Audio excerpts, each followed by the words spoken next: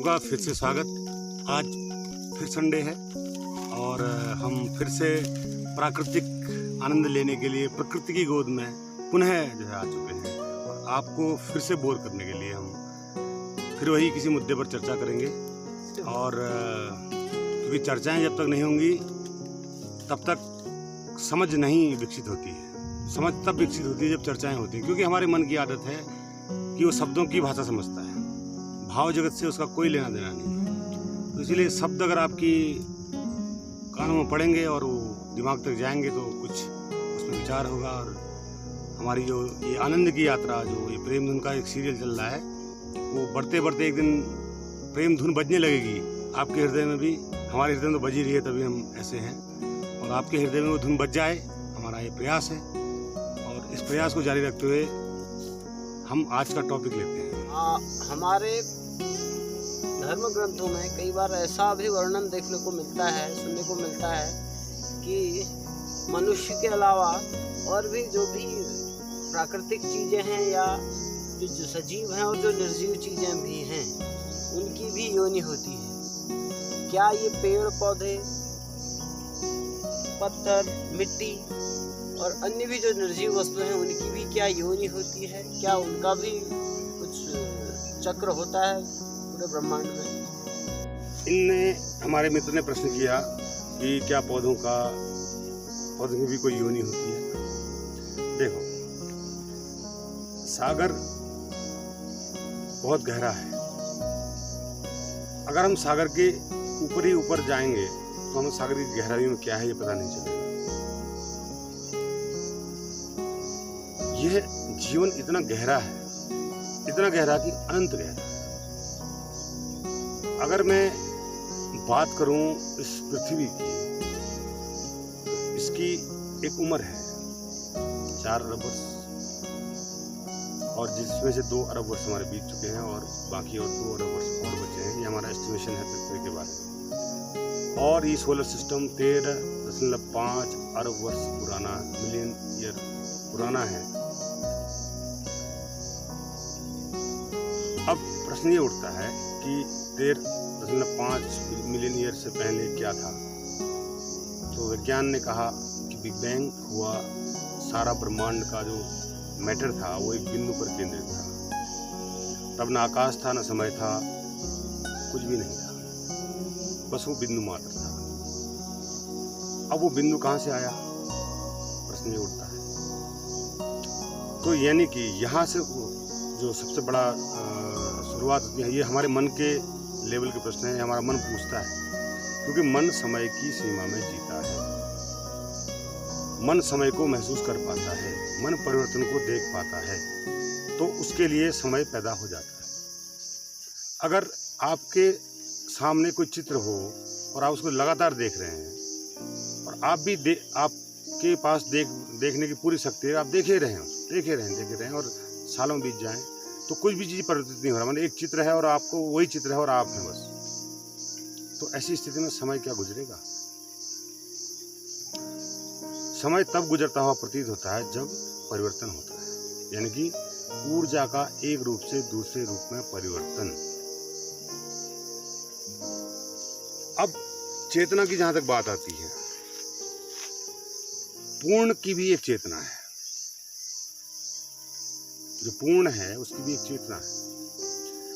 उस चेतना ने ही ये संकल्प किया कि सृजन हो, फिर ये संकल्प किया कि सृजन बहुत हुआ, अब विनाश हो, शून्य हो। और ये क्रम अनवरत चलता रहा। इसकी कभी शुरुआत नहीं, नो बिगिनिंग, इसकी कोई शुरुआत नहीं, क्योंकि सदैव है। इस बात को समझने के लिए आपको वर्तमान में रहने की कला सीखना बहुत जरूरी है, ध्यान में रहने की कला सीखना बहुत जरूरी है। तब आप इस कंसेप्ट को समझ पाएंगे कि समय का न होना क्या होता है। जब कोई परिवर्तन हो, जब आप समाधि की अवस्था में होते हैं तो वहाँ कोई परिवर्तन नहीं होता, नो चेंज एट ऑल। तो वहाँ समय भी नहीं होता। समय वहीं पर एग्जिस्ट करता है जहाँ पर कोई परिवर्तन हो रहा है। अगर आपकी चेतना शून्य हो जाती है, मैं एक और भौतिक शरीर की अवस्था की बात करूं, जब हम कोमा की स्थिति में चले जाते हैं तो वो भी पूर्ण शून्यता नहीं है। कहीं न कहीं आप वहाँ पर भी होते हैं, भले आप सुसुप्ति की अवस्था में होते हैं, स्वप्न अवस्था में होते हैं, पर होते हैं, तब भी परिवर्तन हो रहा, घटित हो रहा होता है आपके शरीर में। तो कोमा से भी और आगे अगर आप चले जाएं तो वहाँ पर आते हैं शून्य स्थिति। शून्य स्थिति में कोई परिवर्तन नहीं होता है, पूर्ण शांति होती है, पूर्णता होती है, और वहाँ समय भी नहीं होता। अब आते हैं हम मूल प्रश्न पर। अब अभी यहीं पर तक हम समय के परिधि में बात करेंगे, क्योंकि प्रश्न ये पूछा गया था कि पशुओं की योनि होती है नहीं होती। योनि तो एक परमाणु की भी होती है।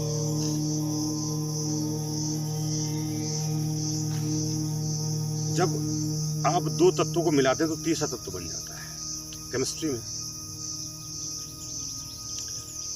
अब तीसरे तत्व का जन्म होता है। दो मूल तत्व पहले से ही थे, वो सदा थे, और तीसरा जो बना वो नया बना। फिर तीसरे और पहले तत्व को हम मिला दें तो कोई चौथा तत्व बन जाएगा। फिर इस क्रम में आपके तत्व बनते रहेंगे। जैसे हमारी आवर्त सारणी भर चुकी है तत्वों से, बहुत सारे तत्व हो गए, खोजते खोजते, मतलब आप उसको पहले पंचतत्व की हमने बात की, फिर हम और गहरे गए तो हमें तत्व और मिलते गए। तो वो तो पृथ्वी के तत्व अभी हमें सभी तत्वों का पता नहीं है। तो बहुत सारे तत्व हैं, और तत्व अनंत है, संभावना भी अनंत है उनके आपस में मिलकर फिर नया तत्व बनने की। तो मूल में अगर आप जाएंगे तो एक ही तत्व को पाएंगे, वही पूर्ण तत्व। उसका कोई नाम नहीं है, और नाम देंगे तो फिर समस्या पैदा हो जाएगी। उसका कोई हम नाम दे नहीं सकते उस पूर्ण तत्व का। जैसे हम ऑक्सीजन का नाम देते हैं, oxygen, hydrogen, calcium, fluorine, carbon, है ना, उनका हमने नाम दे दिया। तो नाम देने से और न देने से कोई ज़्यादा उनकी गुणवत्ता में फर्क नहीं पड़ता है। आप नाम न दें ऑक्सीजन को, अगर आप कुछ भी न कहें उससे, तो वो अपना काम तो करेगी, आपको आपकी ब्रीदिंग में हेल्प करेगी, आपकी सांस आप जिससे जीवित रहते हैं। तो नाम से कोई फर्क नहीं पड़ता। मुझसे कई लोग प्रश्न पूछते हैं कि क्या नाम है उस तत्व का? शून्य क्या है? शून्य एक तत्व है, शून्यता एक तत्व है। और ये बात बहुत आश्चर्यजनक लगेगी आपको, लेकिन जब आप उस स्थिति में पहुंचेंगे तो आपको शून्यता तत्व के रूप में प्राप्त होगी। लेकिन उस वक्त आप नहीं रहेंगे, आप भी शून्य तत्व ही हो जाएंगे। तो कोई भेद करने वाला व्यक्ति नहीं बचेगा कि इसका मैं क्या नाम हूं।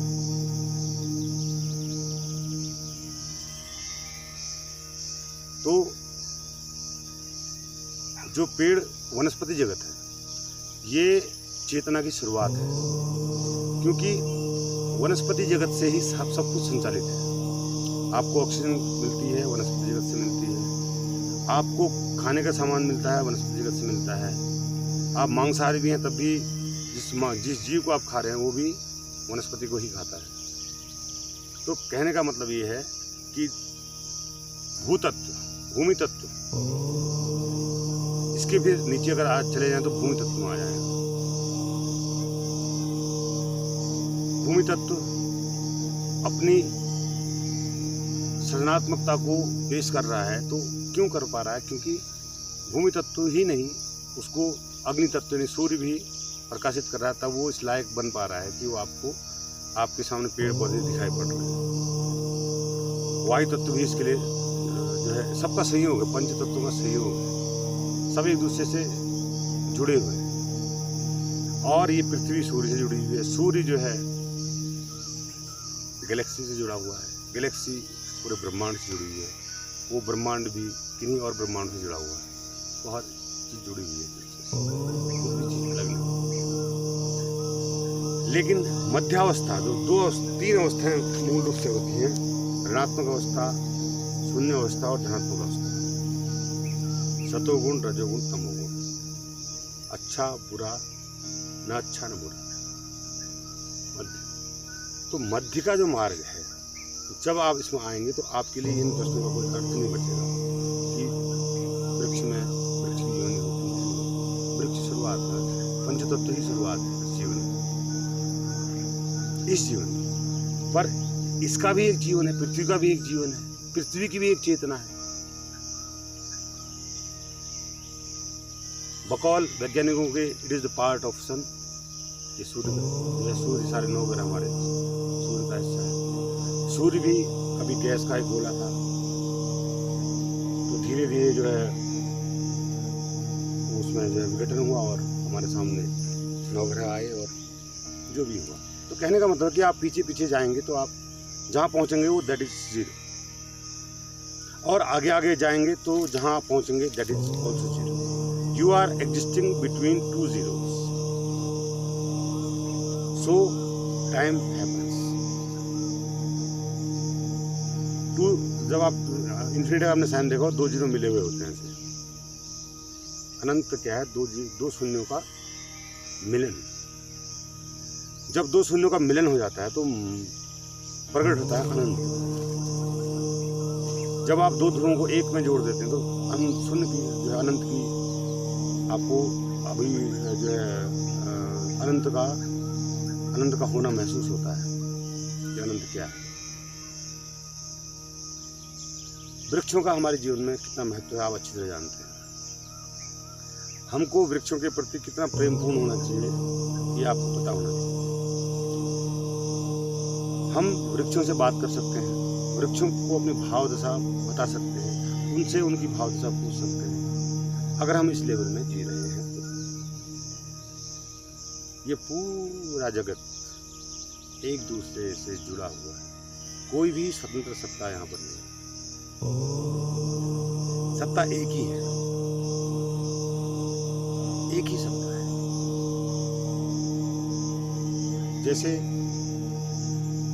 हमारा शरीर अरबों खरबों अणुओं से मिलकर बना है, तो एक अणु की अपने आप में सत्ता क्या है?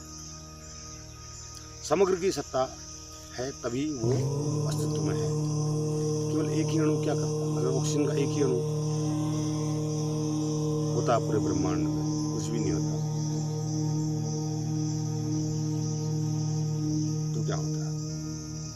तो कहने का मेरा अर्थ है कि सब चीज़ एक दूसरे से जुड़ी हुई है और हमने इस जुड़ाव को समझना चाहिए, देखना चाहिए, महसूस करना चाहिए। अभी हम इन सब प्रश्नों के उत्तर खोज पाएंगे, समाधान खोज पाएंगे। विज्ञान आज परेशान है, समझ नहीं पाता है क्या है संसार, कहाँ से ब्रह्मांड बन गया, कहाँ से इसमें असंख्य तारे बन गए, क्या हो रहा है इनमें। वो उनकी परेशानी है, क्योंकि वो न पीछे जाना चाहते हैं लौटकर, स्वयं में आना चाहते हैं, नहीं वो अनंत तक गति करने की उनकी योग्यता है किसी भी यंत्र के द्वारा। आप जब तक अपने अंदर के शून्य को नहीं पहचानेंगे, जो सृजन का मूल है, तो तब तक आप सृजन से संबंधित किसी भी नियम की व्याख्या नहीं कर सकते। और शब्दों में हम जो व्याख्या करते हैं ये केवल इसलिए करते हैं कि आप उस शून्य तक पहुंचने में कि आप में अभिप्सा जागे। हम उसकी व्याख्या नहीं करेंगे शून्य क्या है, वो तो आपको स्वयं ही जानना होगा। शून्य तक पहुंचने की अभिप्सा जागे, इसीलिए हम उस शून्यता को शब्दों में ढालने की कोशिश करते हैं, अन्यथा उसको बताने का कोई उपाय नहीं, कोई उसको आज तक बता नहीं पाया। और जैसे उसको हम बता देंगे तो वो झूठ हो जाएगा। तो शब्दों की एक सीमा है। शब्द कहाँ से? मन से जुड़े हैं शब्द। मन की एक सीमा है। सीमा क्यों है? क्योंकि वो इंद्रियों से चलने वाला संचालित एक इंस्ट्रूमेंट है, उनकी एक सीमा है। तो असीम को जानने के लिए आपको असीम ही होना पड़ेगा। आपको जल को जानना तो जल ही होना पड़ेगा। आपको बकरी क्या सोचती है तो बकरी ही होना पड़ेगा। पेड़ क्या सोचता है तो पेड़ ही होना पड़ेगा। अब पेड़ ही होना पड़ेगा से मतलब मेरा अर्थ है कि आप हैं यहाँ पर, शरीर आपका यहाँ पर है। आप अगर अपने मैं को विदा कर दें और आप पेड़ के सानिध्य में चले जाएं, पेड़ में इतने डूब जाएं कि आप अपने आप को भूल जाएं, तो आप पेड़ ही हो गए। तो आप समझ पाएंगे, आपसे पेड़ का तार भी जुड़ जाएगा, पेड़ से आप बात कर पाएंगे। मैं एक छोटा सा एक एग्जाम्पल आपको बताता हूँ। वैज्ञानिक ने एक प्रयोग किया। उसने 5 साल में एक पौधा था जिसमें कभी कांटे नहीं उगते हैं, फूल का पौधा था। तो बार बार जाके उसे कहता है कि तो अपने में कांटे उगा ले, तो अपने में कांटे उगा ले, तो अपने में कांटे उगा ले। 1 साल कहा उसने, 2 साल कहा उसने, संकल्प नहीं छोड़ा। और आश्चर्यजनक रूप से 5वें साल उस पौधे में कांटे उग आए। भरोसे करने लायक बात नहीं है। तो क्या संप्रेषण हुआ, क्या उस व्यक्ति की भाषा को उस पेड़ ने समझा। असल में भाषा केवल माध्यम है, असल बात है भाव की।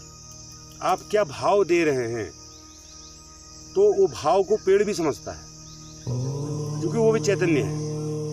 क्योंकि चैतन्य इसीलिए है कि यहाँ का कण कण चैतन्य है, इस ब्रह्मांड का कण कण चैतन्य। बिना चैतन्य हुए सृजन नहीं हो सकता। पेड़ को पता, पेड़ में अगर चेतना नहीं होती तो पेड़ को कैसे पता कि मुझे फल वहाँ यहाँ से फोटोसिंथेसिस करना है, यहाँ से मुझे इतना न्यूट्रिशन से लेना है, यहाँ पत्ते में ये भेजना है, वो भी सारा मैकेनिज्म है उसके अंदर। उसकी चेतना है तभी तो सब कुछ हो पा रहा है। हमारी चेतना तभी तो हम जो है अपने दैनिक कार्य को कर पा रहे हैं। तो क्या आपको लगता है कि पेड़ में चेतना नहीं है? तो पेड़ में चेतना है तो पेड़ की योनि भी है। तो लेकिन चेतना का स्तर है, जैसे इंटेंसिटी ऑफ लाइट। अगर आप हेलोजन की लाइट जला देंगे बहुत तेज उजाला होगा, एक आप 0 वाट का बल्ब जलाएंगे तो कम उजाला होगा। इंटेंसिटी ऑफ लाइट, उसकी तीव्रता कितनी है, चेतना का स्तर कितना है, ये जो जीवन का क्रम है वो चेतना के स्तर में चलता है। जैसे धीरे धीरे धीरे आप पौधे की योनि से आप कीट पतंगों की योनि में जाएँ, फिर वहाँ से और आगे जाएँ और आगे जाएँ और आ जाएँ, लास्ट में मनुष्य के चेतना के स्तर तक आएँ, तो आपकी चेतना बहुत हद तक विकसित हो जाती है। तो पूर्ण चेतना का साक्षात्कार मनुष्य योनि में रहकर किया जा सकता है। ये अंतिम योनि है इस पृथ्वी की, इस धरती की। और जहाँ पर भी और ग्रहों में जीवन है, वहाँ पर भी एक ऐसी योनि जरूर है जो पूर्ण चैतन्य की अवस्था को प्राप्त करने का मादा रखती है, योग्यता रखती है। चाहे वो भौतिक रूप से उनका शारीरिक गठन अलग हो, उनकी 3 आँखें हों, 4 कान हों, या उनके अन्य ज्ञानेंद्रियाँ विकसित हों, ये मुद्दा नहीं। मुद्दा ये है कि आप जिस शून्य से निर्मित हुए हैं, जिस शून्य से पूरा विराट अस्तित्व निर्मित हुआ, वह शून्य आपके अंदर भी है। वही शून्य जो है पौधे में भी समाया है, वही शून्य कण कण में समाया है, वही शून्य धन और ऋण के बीच का मध्य भाग। तो धन और ऋण में सृजन है और शून्यता में प्रलय, शांति, मोक्ष। और जो शून्यता की अवस्था को छू लेता है, उसके बाद वह पूर्ण रूप से स्वतंत्र हो जाता है सृजन करने के लिए। कहने का मतलब वह चेतना फिर उस विराट में मिल जाती है और उस विराट में रहकर ही वो सृजन करती है, यानी कि वो परमात्मा ही हो जाती है। जिस प्रकार से बूंद समुद्र में मिल जाती है और समुद्र ही हो जाती है, इस प्रकार से वह चेतना जो अपनी शून्यता को समझ लेती है वह विराट हो जाती है। और इन प्रश्नों को वो बहुत बेहतर ढंग से समझ पाती है। और ये जीवन हमारे प्रयोग करने के लिए हमने जीवन में प्रयोग करना चाहिए। लेकिन मनुष्य क्या है, छोटी छोटी बातों में फंसा पड़ा है। घर की जिम्मेदारियाँ, खर्चे, बच्चों की पढ़ाई और ये और वो, ये तो बहुत सामान्य से काम है। ये तो यूं ही हो जाते हैं अगर आप संकल्पवान रहकर इन कामों को करें और बिल्कुल निर्भर मन से करें, तो ये काम बहुत अच्छे ढंग से हो जाते हैं। इनके लिए इतना सोचने की जरूरत नहीं है। तो मैं समझता हूँ कि आपको मेरी उस प्रश्न का उत्तर मिल गया होगा जो प्रश्न पूछा गया था। मिलते हैं प्रश्नावली के अगले अंक में, तब तक के लिए नमस्कार।